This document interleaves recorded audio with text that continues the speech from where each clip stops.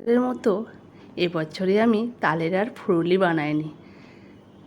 আমার ছেলে বলল, মা এবছর তালের একটু অন্য রেসিপি করো না। আমি কি করব মাথায় এলো তালের ক্ষীর আর তালের লুচি বানাই। দেখো, একটা তাল বাজার থেকে নিয়ে এসছে আমার হাজবেন্ড। সেই তালটাকে ভালো করে আমি পরিষ্কার করে ধুয়ে নিয়েছি। যে জঙ্গলেও পড়ে, আমরা তো জানি না তাল কোথায় পড়ে থাকে, সাপে টাপেও মুখ দিতে পারে।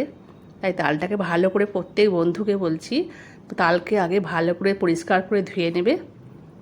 আমরা গ্রামের লোকেরা কি করি, তালটাকে পুড়িয়ে নিই। অনেক সময় পুড়িয়ে নিলে কী হবে, যদি কোনো বিষ থাকে সেটা কেটে যায়।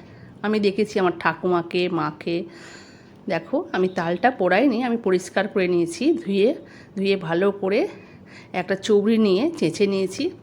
দেখো, আমার হাজবেন্ড বলল যে এইবারের রেসিপিটা অন্যরকম হচ্ছে মনে হচ্ছে। হ্যাঁ, তুমি দেখো না কি করি আমি। কি করছো বলো তো? তোমার মাথায় কি আছে এবছর যে তালের ফুরুলি না করে তুমি কি করছো, কি বানাচ্ছ ওটা? তুমি দেখতে থাকো না আমি কি বানাই।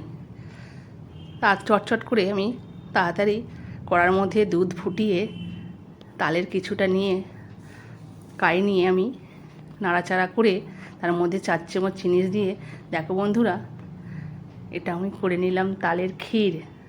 আর উপর থেকে কাজু গুঁড়ো করে ছড়িয়ে দিলাম আর কিশমিশ দিলাম। অন্যদিকে আমি ময়দা মেখে নিলাম অল্প তালের কাই দিয়ে, আর তার মধ্যে দিয়ে দিলাম গোল গোল করে নেচি কেটে ওই ক্ষীর। একটু ক্ষীর রেখেছিলাম, ক্ষীর ভালো করে গভীর করে গর্ত করে একটা করে নেচি তার মধ্যে দিয়ে ভালো করে মুখটা বন্ধ করে, দেখো একটা হয়ে গেছে। এবার আমি বেলে নিচ্ছি। হালকা হালকা করে বেলতে হবে, নাহলে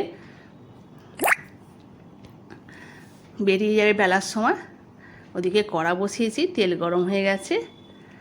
একটা একটা করে ভেজে নিয়েছি উল্টে পাল্টে।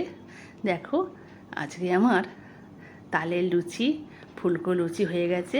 বন্ধুরা, ভালো লাগলে দেখো